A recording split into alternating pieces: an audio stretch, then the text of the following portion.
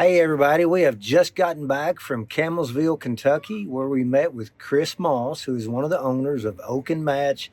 It is a fantastic establishment, and we think you'll want to listen to learn more.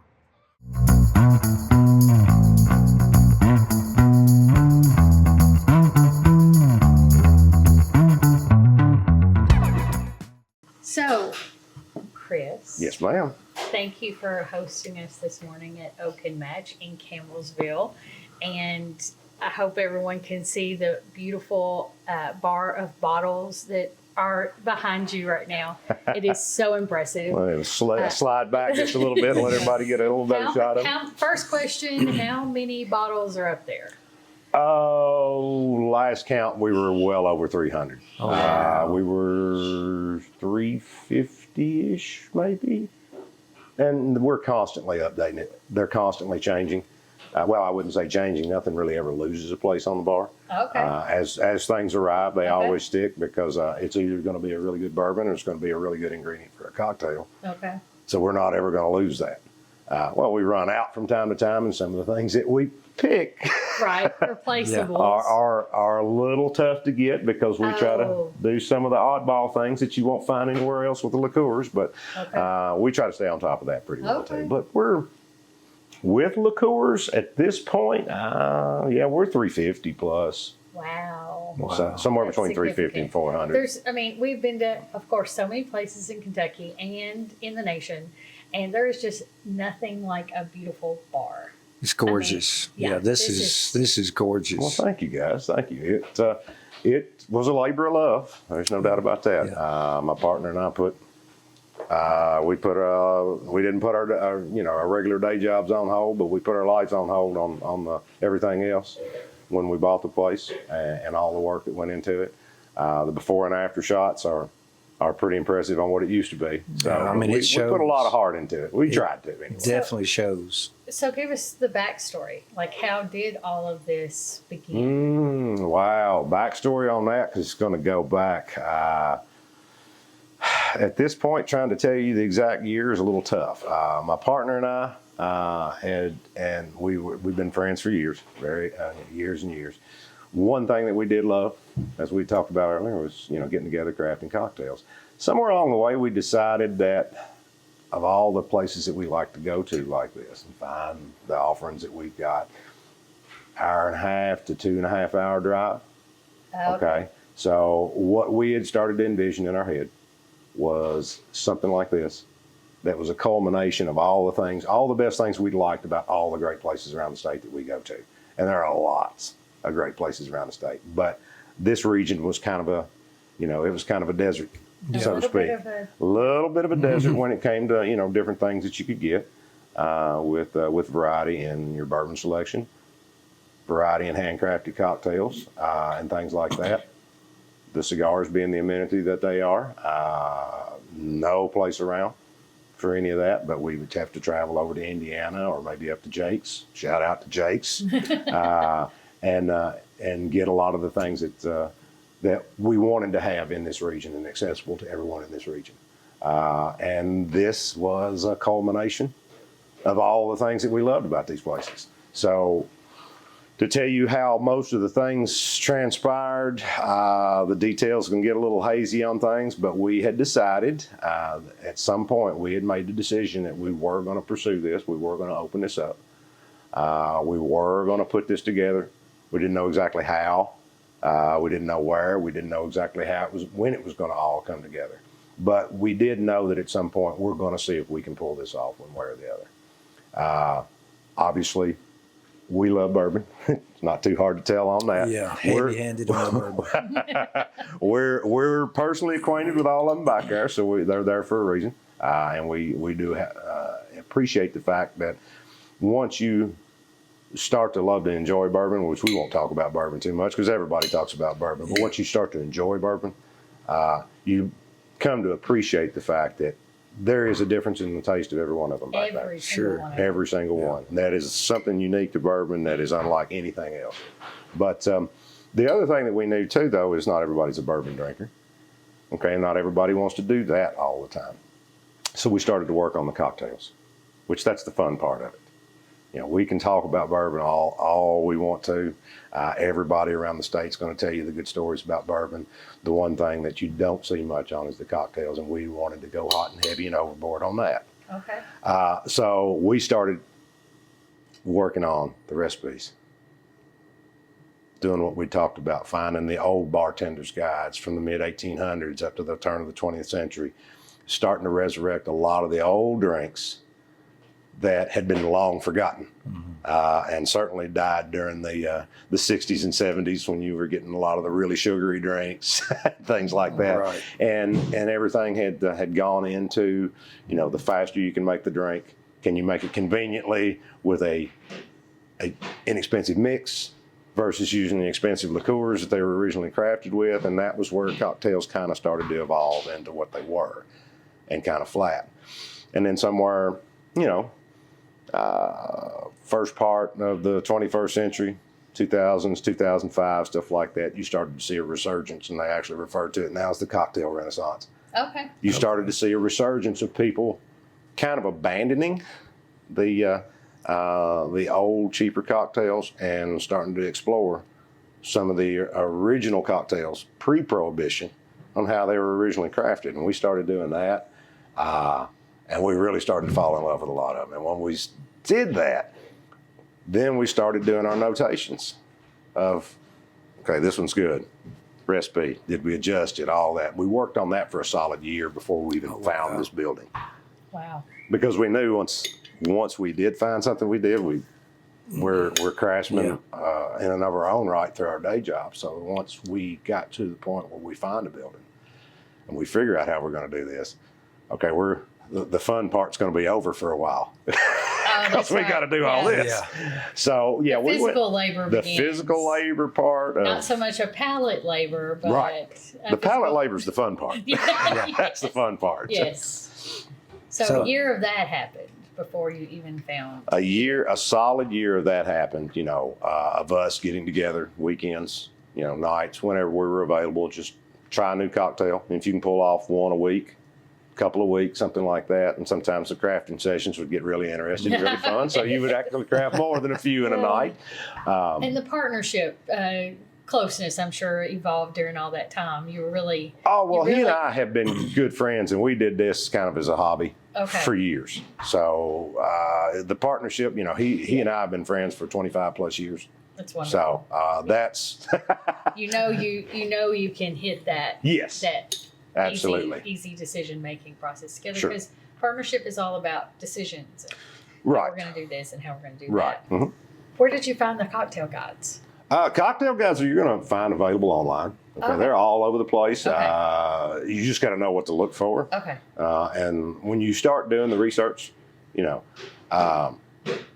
nobody knows some of the names of these old books until you start doing the research and realize that they exist and that they're out there. They're still available in print in some places. And because of the resurgence in these old cocktails, most of these have come back into a quick paperback print or something like that. So you can start to pull things out of them. But figuring out the names of them and finding what was printed, that's a little bit of a challenge. A little bit of an, in the upfront of that, I'm sure it was. So you took the older cocktail recipes, you tested them, you altered them if needed. Altered if needed. Made it your own, and then developed your list. And what are you up to now as far as cocktails that you all serve? Well, on the printed menu, I think we just did a quick count, and they were somewhere around they were right at 80 on the printed menu. I would say with the specialty cocktails that we craft, and we do crafting sessions here on a regular basis too.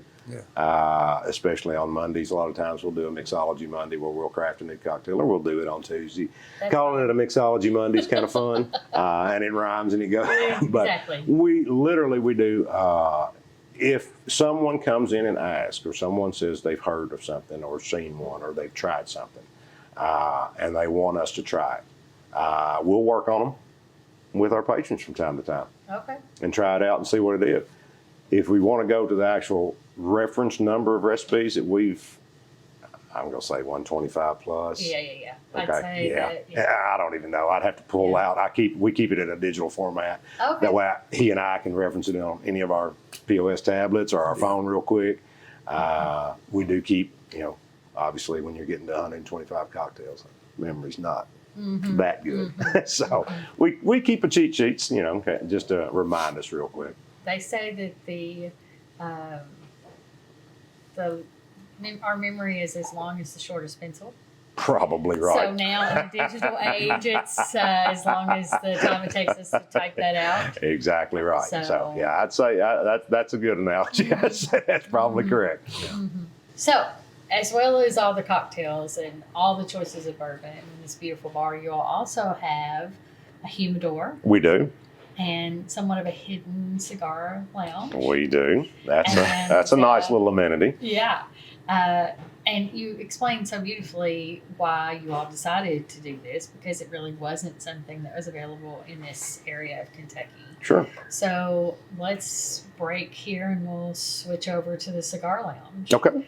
And let everybody have a look at what it's like back there.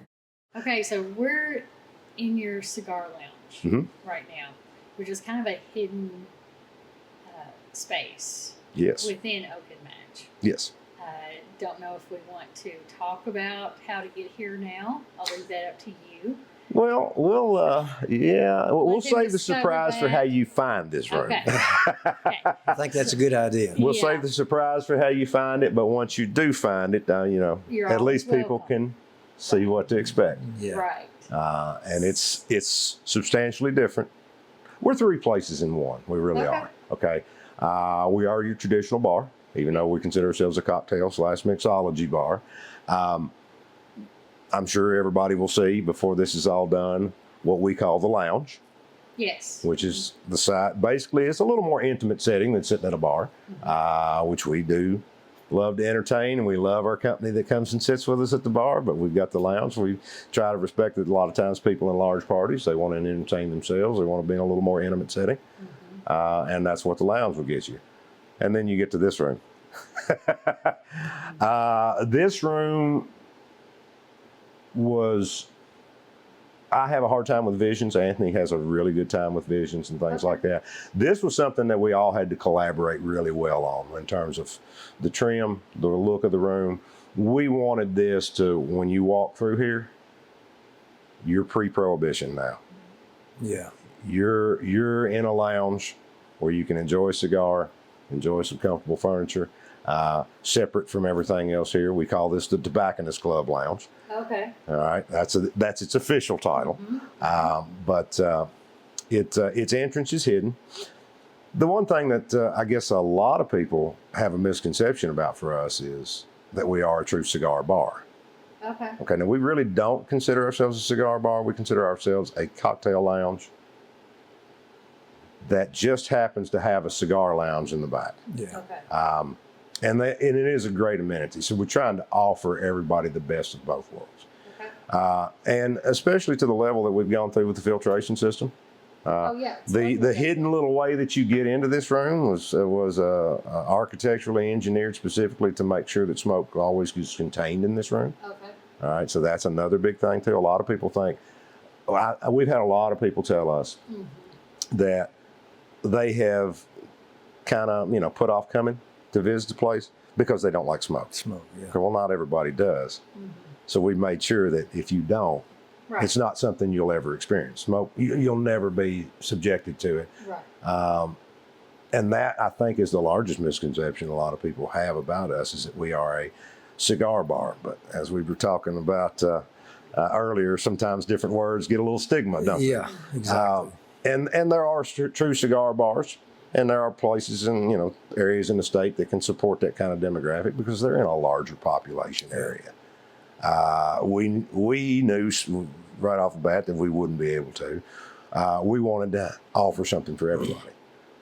So that is the one thing that is the biggest misconception that a lot of people have had about this room, is that they realize, they think everything that's in this room is what the whole place is like. Yeah. But there again, we're we're three different environments under one roof is what we are. Yeah, I mean, definitely. This is completely separate from the other, although it's right here in the same building. It falls pretty kind of cool. in the same era, but slightly different on the way we've laid it out. And we do have people even from time to time play the piano, entertain the crowd. We've got a few patrons that, and we did actually have that tuned right before we opened, believe it or not. Yeah. It's a wonderful feature. But you're right. I mean, when you're out in the other parts of Oak and Match, you really don't even, you wouldn't even, your nose wouldn't even be aware that there is smoking going on in another portion of the area. You wouldn't even get that. But now you all do have cigars available here for people. You have a Yes. humidor with a selection of cigars. We And enjoy those in here. The humidor, we take very special care of the humidor. We built it ourselves using all rough milled cedar. It was interesting to watch us when we were in that process of getting that room done. I bet. Prior to us opening up, we had basically a small mill going on what would be right dead smack in the middle of the lounge side at the time. But the main thing for the cigar lounge is keeping them maintained. Okay. Maintenance of your cigars is something that's very necessary and sometimes often overlooked. Most true cigar bars and things like that will understand the difference. Some retail stores do, some do not. So you have to be very careful on making sure that you take care of your cigars. We were talking about the early days of tobacco and farming in Kentucky. Everybody knows what it's like to get your tobacco in order. In case. Right. Is your tobacco in case? Right. Yeah. And that right there is something that is necessary to maintain for your cigars. Yeah. So what is the perfect humidity for cigars? Perfect humidity usually is going to fall between 68 and 72%. That's where you want to keep it. Wow. Maybe sometimes a little higher. You got to be careful about getting them too wet. Yeah. But usually that's the number that you want to hit. Now that's debatable. Yeah. Okay. But everybody agrees that it's somewhere around 70%, 75%. 80 gets a little too wet. But maintaining that level and making sure your room will hold that moisture is something you can maintain. We went into a lot of design on that. Which is where the cedar comes in. Yes. It holds or it doesn't. It isn't negatively impacted by that level of humidity. Right. Two things about the cedar that make cedar important for it. And a lot of people don't think it's all about the taste and what it imparts onto a cigar. And that's somewhat true in certain situations. The other thing about the cedar is the cedar, once you get your room seasoned, will take on that moisture and help maintain that humidity level. Okay. But the big thing, Okay. you do not want an insect infestation in your humidor. And that's where one of the first reasons that cedar was always used. Yeah. Okay. What you don't want, especially in the early days of making cigars, okay, Cuba, Dominican Republic, all the places that do it, that have these huge tobacco plantations and huge cigar plants. One thing that you do want to safeguard against is the potato beetle. You do not ever want to let an infestation like that happen in your humidor because that can decimate your stock in a hurry. So, and that's the other big thing about it. For the same reason people have been lining their closets for years with cedar, that's another big reason that you use cedar in your humidor. Yeah. So if the humidity is too low, how does that affect the cigar? If the humidity is too low, one of the first things you'll notice, the first big dangerous part of it is the wrapper on the cigar will crack. Okay. Okay. Once you start to crack the wrapper and crack the binder, you're making that cigar unpleasant to smoke. Nobody wants to smoke a cigar when the wrapper is dry and cracking and falling off on you. And if you let a cigar get too bad and your binder that holds the cigar together actually breaks, well, then that cigar is rendered unsmokable. Yeah. So from that standpoint, that is one of the main reasons that you keep your humidity right. Once you get a cigar too wet, then they become difficult to smoke and you don't get the true flavors of them right. Right. But the one thing a lot of people will complain about when they go to places that don't maintain their stock very well and maintain their humidity levels is you give them the push test. If you push on that and you hear a crackling sound, Yeah. cigar's way too dry. It's going to smoke too fast. It's not going to have a lot of flavor, and you could even have the risk of and if you pick it up and squeeze on it a little bit and the wrapper cracks, which is the very fine wrapper leaf that is applied last on a cigar, then that cigar is not going to be a pleasant smoke. So we try to do a very good job of maintaining that. And people can come in and ask a lot of times, can we just buy cigars from you? Absolutely. We have a lot of people that cash and carry them. We have a lot of people that get them for gifts for people. So we're open to the public, 21 and over, of course, because of the establishment that we are. Right. And obviously you have to be 21 to buy tobacco products. But we are open to the public that even just stop in for a quick visit. We've actually had quite a few people that are our regular patrons now that just have initially stopped in to purchase. For a purchase. Okay. I'm kind of overwhelmed with all the decisions you all had to make with what cigars to stock, what cocktails to, and what, precision goes into each cocktail. If we go back to something you were just saying before we officially got set up in here, you were talking about the precision of each cocktail and how you all take that so seriously. And we were talking about vermouth specifically, and in the choosing of all your recipes, did you all, I'm sure you had to try multiple vermouths for one single recipe. So yes, that was a long, involved process. Again, going back to all the decisions you've had to make. Sure. What vermouth goes into this cocktail or compared to what vermouth marries well with this other cocktail. Right. The interesting part about that, and I think in one of the conversations we were having was some of the cocktail crafting sessions that we would have, on weekends and things like that. There would be times where you literally would only generate one good cocktail. But when you're trying to take something like that, and usually, interestingly enough, it's the simpler cocktails, more common cocktails, okay, that you have that are the hardest because you're setting the mark quite a bit higher.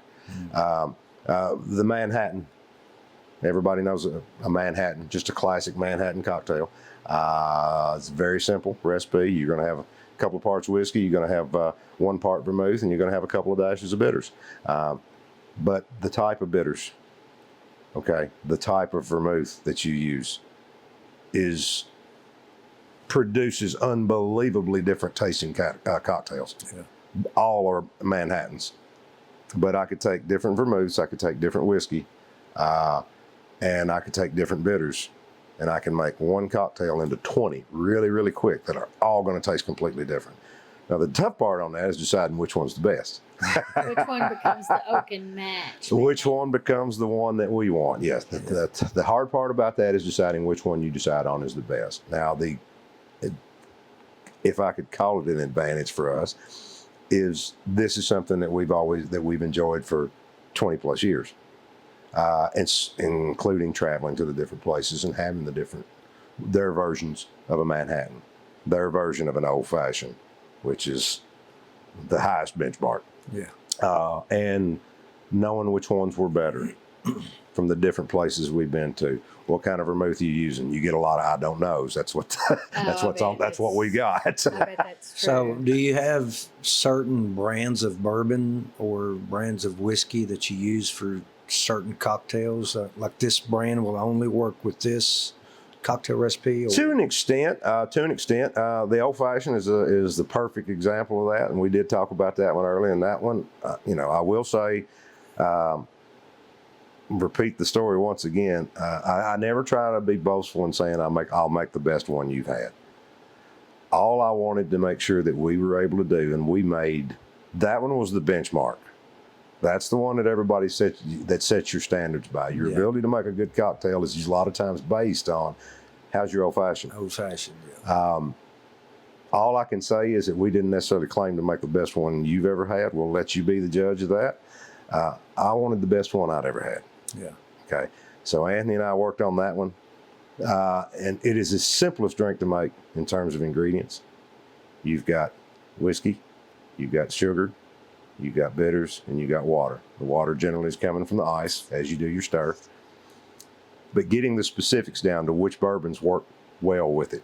Do you want bourbon? Do you want a rye? The precision on how you dash your bitters. Right down to, based on the bourbon that you've selected, we've got about 5 different bourbons and a couple of ryes that we like to use in our old fashioned, depending on what your profile is and how you want it bourbon forward, or just a little more sweet, a little less sweet. I'll even try to get precise down to exactly how long I stir the drink. So Wow. that's getting maybe a little over the top. I will agree with that. But that level of precision is what it takes with it. But to go back and answer your original question before I got off on that, yes, certain, and we have people who come in and we'll do a call. We'll make you an old fashioned, we'll make you a Manhattan out of anything, any whiskey back there.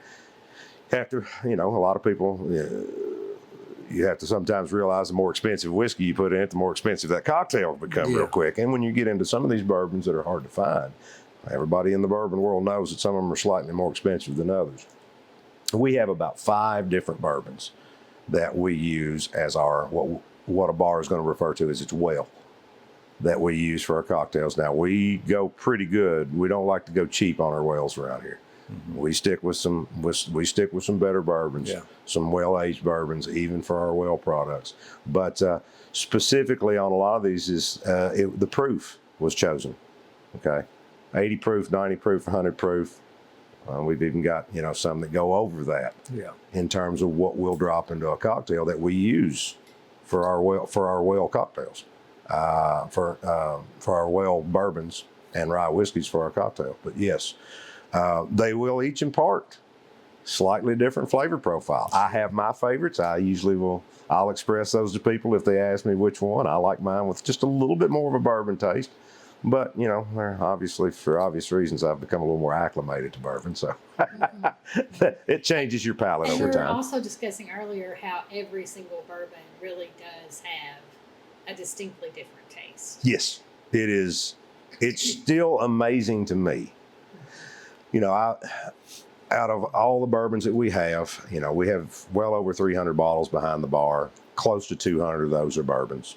But out of all the different bourbons that we have, once you have, and I never make claim to be a connoisseur, or if there is a bourbon sommelier, I never claim to be that, but I have come to appreciate bourbon and the different flavors that you get, and the flavor profiles you get from them. Once you have kind of gotten bit by that bug, where you like to sip different bourbons and do the taste comparisons, it never ceases to amaze me. I can say, this one is like that, but it ain't that. Mm-hmm. And they all have a unbelievably, completely different flavor characteristic. Do you have a favorite? No. There was a time that I could probably tell you I had a favorite. But once you have gone into doing something like what we've done, I could probably sit down and write out a pretty extensive list of some that are going to make my top 10 or top 20. Yeah. But it would be really tough for me to say that I have a favorite. It really would. Almost impossible at this point. Sure. They all bring something unique to the game. Now, I may have a favorite that day out of my top 10 or top 20. Yeah. Just feel like a little sip of that today. Yeah. But that's like everything else. It's like asking if you have your favorite dessert. Yeah. If you're all of them. Yeah, you got it. There you go. Same answer. And with the bourbon industry in Kentucky right now, there are so many new distilleries popping up that, there are still so many new bourbons to taste. And the older distilleries are still creating so many new and different profiles as well. It's almost like a never-ending story here. It really can be. And one thing for sure, and there's no doubt about this, that bourbons do have vintages. Okay. And we actually do have a vintage distilled spirits license. So we will, in Kentucky, you can buy vintage spirits from collectors. And it is interesting to note, too, that we have vintage bottles from the early 2000s that you can do taste comparisons to what you're going to buy today. And they're going to be similar, but there are unbelievable differences. Yeah. But the unique, we're at the height of bourbon right now in the state of Kentucky.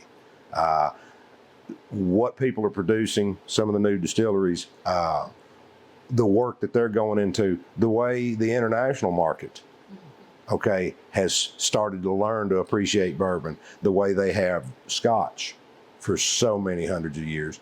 Now they're starting to understand how superior a product bourbon is. Now, I like Scotch. I'm not downing Scotch at all. Sure. The one thing that Kentucky has an advantage of, which is something that this week, currently right now, we all consider a big disadvantage when you live here, is the ups and downs of the weather. Oh, yeah. Okay. We went to bed the other night with lightning and thunderstorms, and we woke up with snow. The ups and downs of the humidity, the temperature, things like that, the way the jet stream washes over Kentucky and changes this weather, allows that bourbon to breathe through that barrel, okay, and extract whatever that wood has to offer, that particular tree may have to offer that the one 15 years ago that it was barreled in didn't, and the way some of these guys, and a big shout out to Independent Barrel Staves, some of the things that they're doing with their different char levels, and these guys have been here, spent a special evening with us. Some of the different char levels and the way they're toasting some of these barrels and doing some interesting things with how they're extracting all of the things that oak has to offer to the bourbon. And then the aging process. We've got friends down at Makers, some of the things that they're doing with some of their older products and their cellar aged products. And then Jefferson's coming, their new one that they're building in Marion County. I could go on and on and on. It really is a Yeah. complex It is. industry with so much science behind it and so many ways it can be done.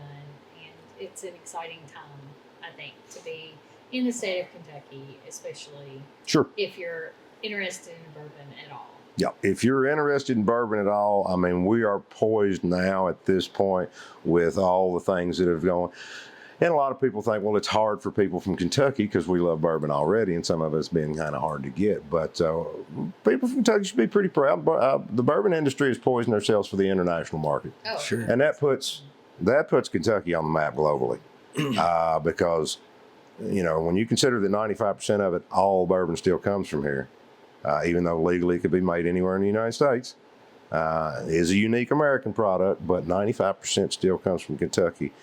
And the limestone water that we have available to us and the weather that is unfortunate to us when you live here, Yeah. but when you consider what it does to produce the bourbon that we do, and that's why Yeah. most of it is produced here. But Kentucky is the birthplace of bourbon. absolutely. We have one.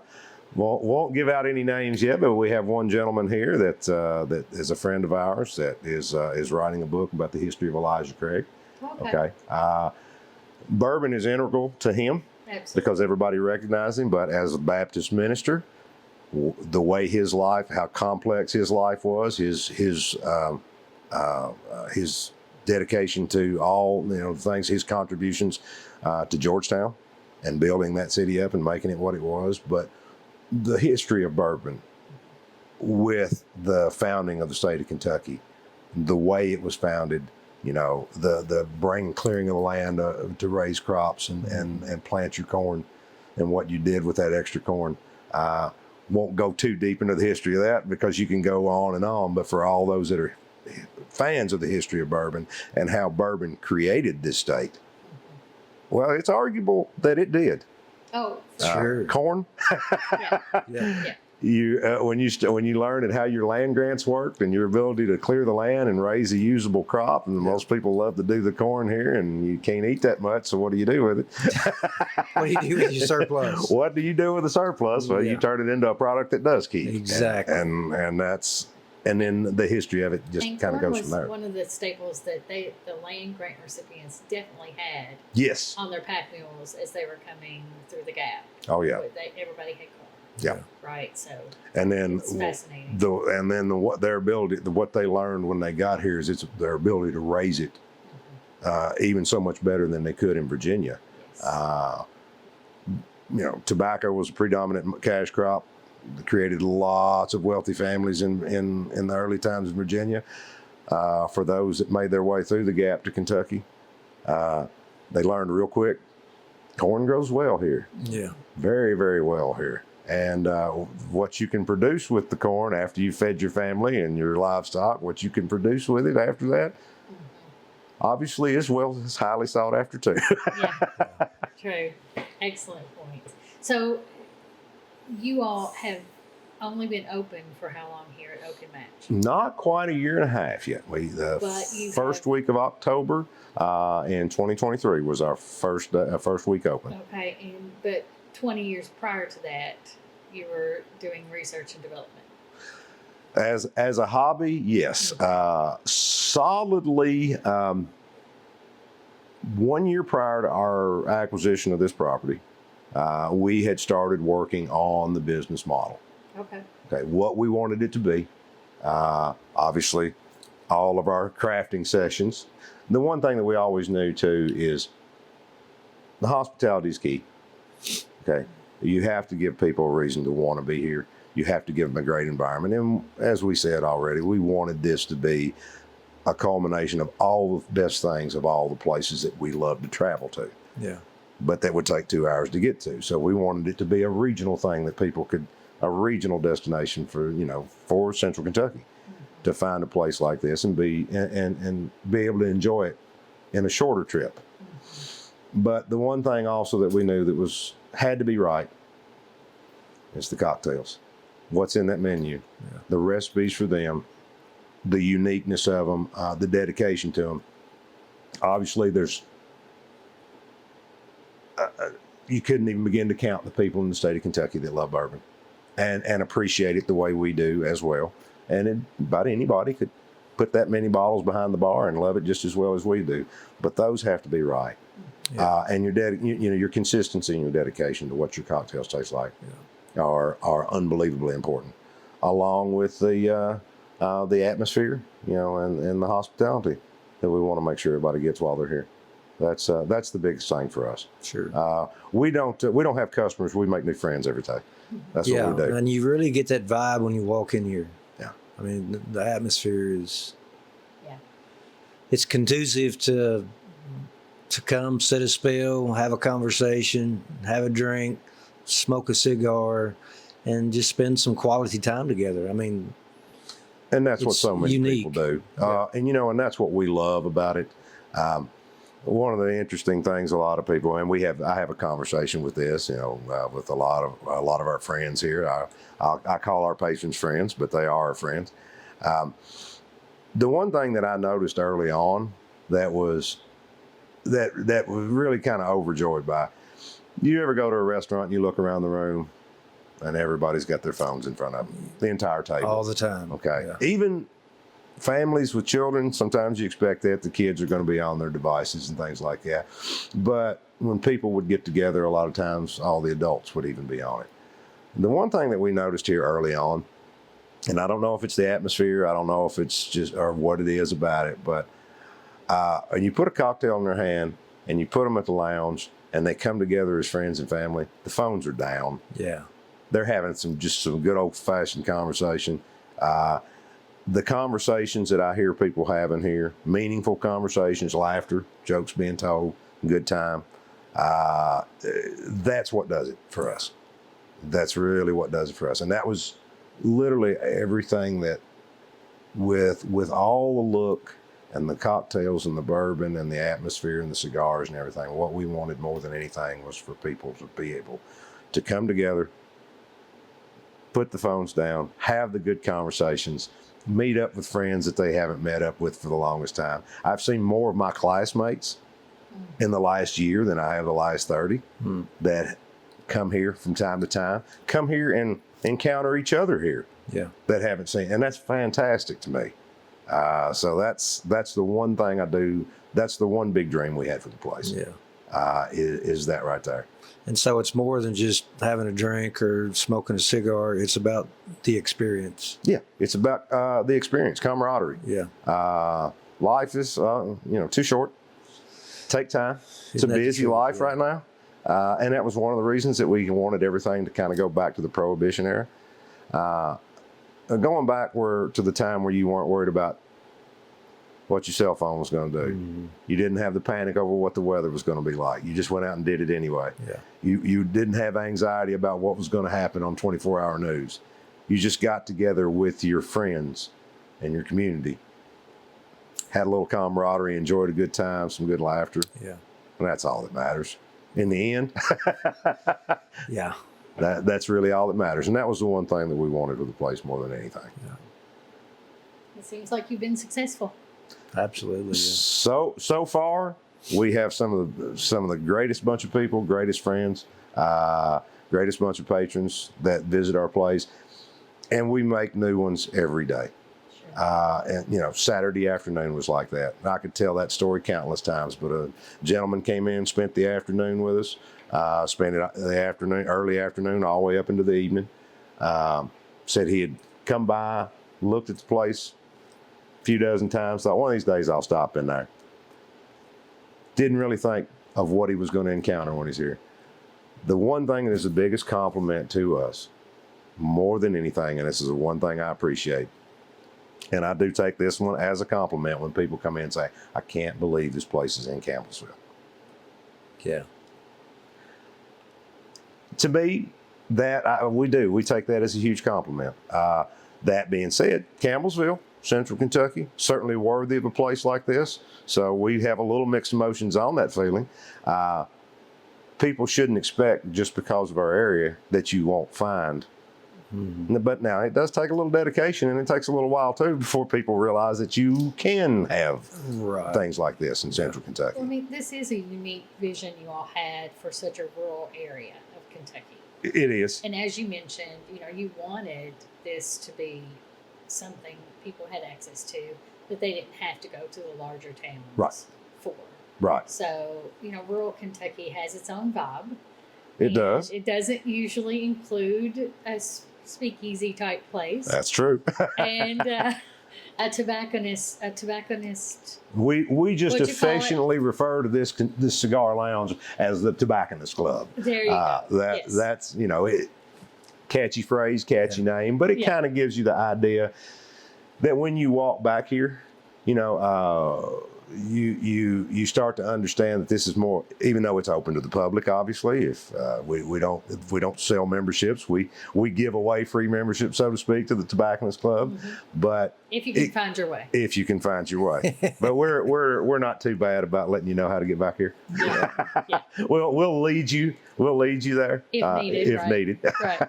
But it gives it, the Tobacconist Club almost kind of goes with the vibe of it. Feels like you're in your own private domain back here. Yeah. And that was part of what we wanted there.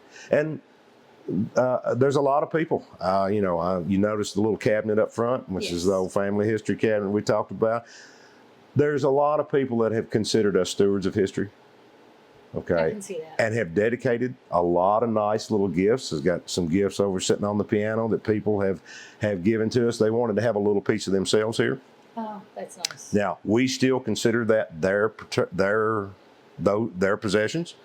We're just honored that they're allowing us to be stewards of it. Okay. And that's meaningful. It is.